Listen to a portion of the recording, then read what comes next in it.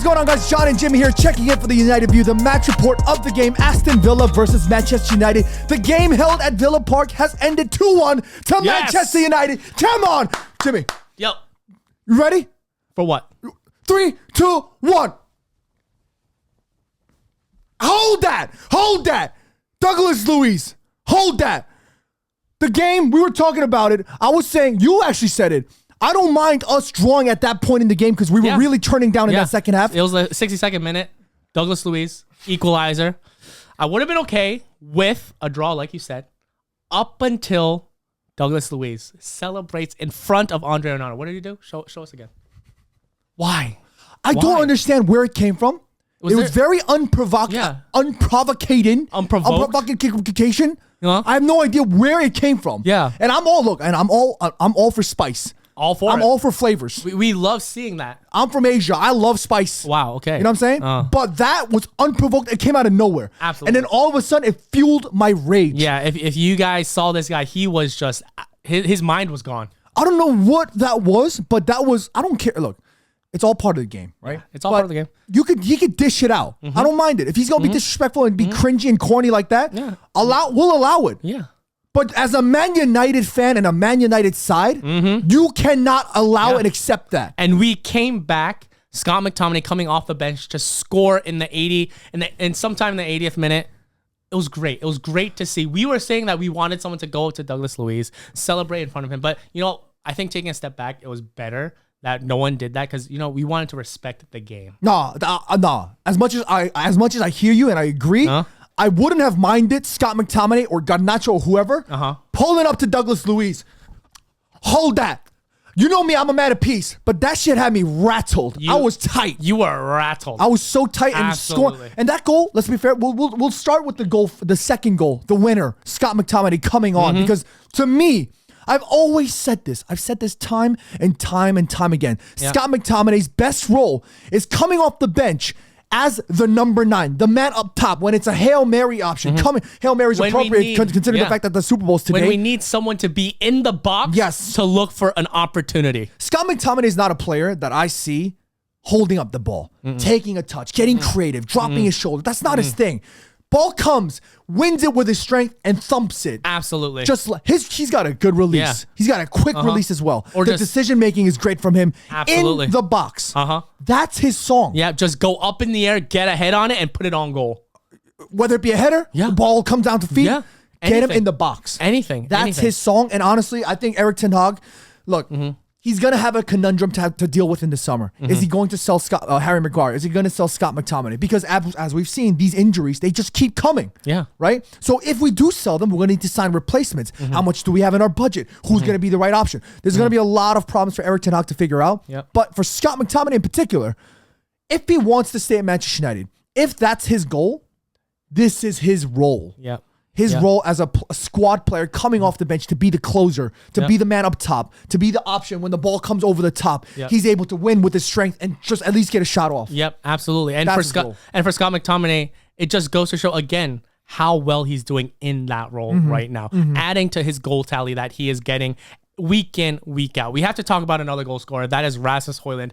Again, bagging another goal for the 5th straight Premier League game. Apparently, he's the youngest Man United player to ever do that. All right, let's hold on one real quick. John wants to do something. My G. Clap. My G. I'll hold it for you so you can clap. My G. All right, now you can put it back. All right, awesome. But Rasmus Hojlund in the first half off a corner kick. The first 3 corner kicks, we could see Harry Maguire winning every single ball in the air. We were saying it to ourselves, Harry Maguire is going to do something. And we saw it in the corner kick. He went up for the ball. Rasmus just stays onside. Poacher's goal, number 9 goal, sees the ball come in from Harry Maguire and just one touch finishes it right between Emi Martinez's legs. What were your thoughts on that goal? That is a prime definition of what a striker's job is supposed to be. Everybody associates the striker's position to be this very acrobatic finisher, always on the side of his body, floating in the air. No, that should be a striker's job. Being in position, being on side, right place at the right time, first touch finishing. That's a striker's job. Putting the ball in the back of the net finding yourself in the right moments at the right time.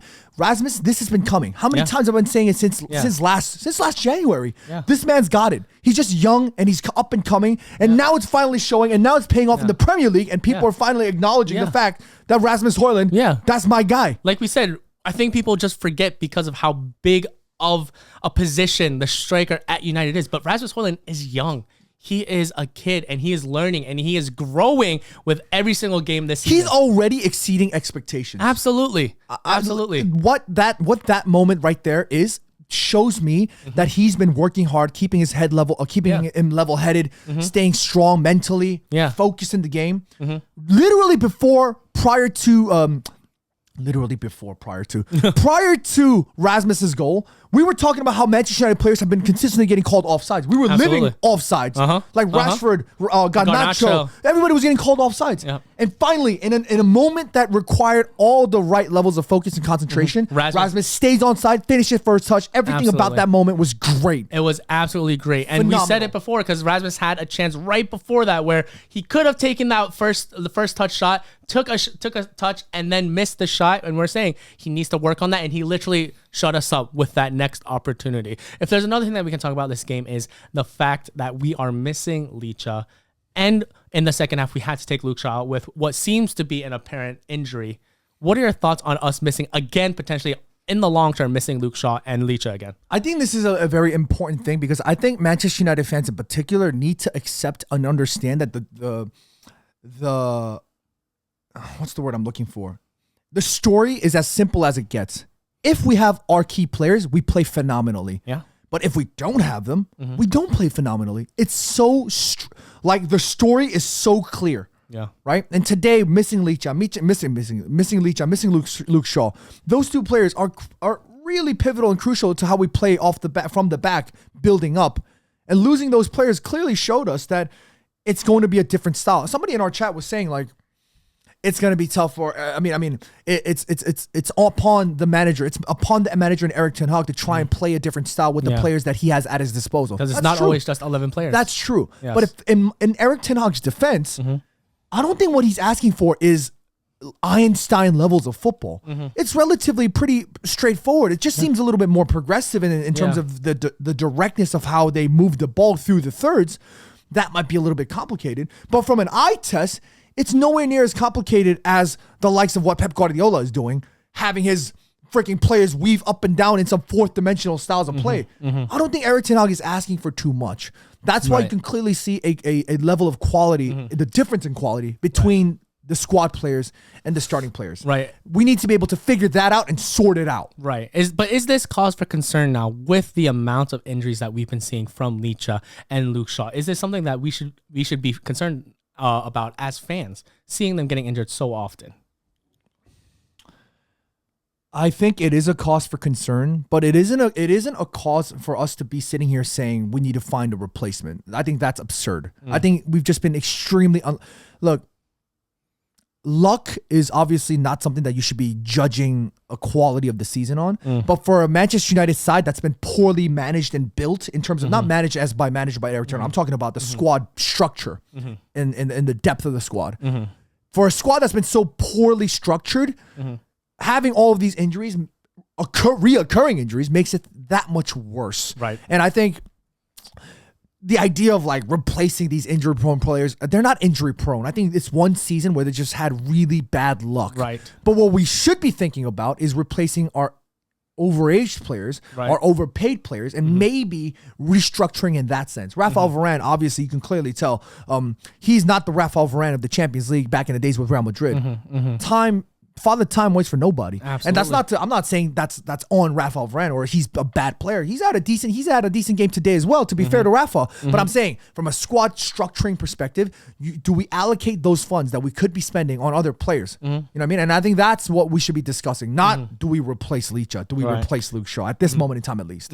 Talk to me about Andre Onana, because he had a wonderful game today. Yes, he did concede that goal to Douglas Luiz. Yes, he did. I don't know why, be on the front end of Douglas Luiz celebrating in front of him, but he had a great game. He had multiple saves that kept us in the game, and if not for those saves, we would have either lost or drawn with Aston Villa. How do you see Andre Onana having grown into this season? Today's game was a very, very strong performance. We in our stream we said that McTominay is a man of the match, but honestly, we could also give it Andre Onana. I believe you also said it at the top of this show. He easily saved Manchester United today. Yes, some of those saves were phenomenal. Absolutely, and that's what you want to see. It was always going to take time for somebody like Andre Onana, somebody with that kind of sort of embracing some sort of very, very too bold at times style of play, for him to settle into a pressure-heavy situation like the Premier League, and on top of that, even more pressure situation at Manchester United. So it was always going to take time. You know what I mean? And I'm not saying this is the game where everything turns around. Of course. But this is a great sign of better things to come from somebody like Andre Onana if we can continue to see performances like this. Absolutely. Yeah, sounds great. Well, I mean, I think there is no better place to end it on Rasmus, on Scott McTominay, on Andre Onana. Is your man of the match still Scott McTominay? Yeah, I'm gonna have to give it to him. And why is that? Show us one more time. Because the game was against the tide. Absolutely. It was Aston Villa sort of thumping us in the second half. Absolutely. And Scott McTominay comes on, wham, gets the goal. Those are the moments that save seasons. Absolutely. And I think for Scott McTominay, he should be proud of himself. You know what I mean? Yeah, and if not for Scott McTominay, we'd be even in an even lower place in the table right now. And which is a crazy thing to say, but that's football. That is football, and sometimes you just have to ride with it. I like that. Guys, thank you so much for tuning in, guys. If you guys are new to the channel, please consider subscribing to the United View. And if you guys want to see a little bit more from myself and Jimmy, come check us out on our channel. The links are all in the description. That's it from us for today. Be happy, be healthy, take care of your loved ones, and we will see you back here next time.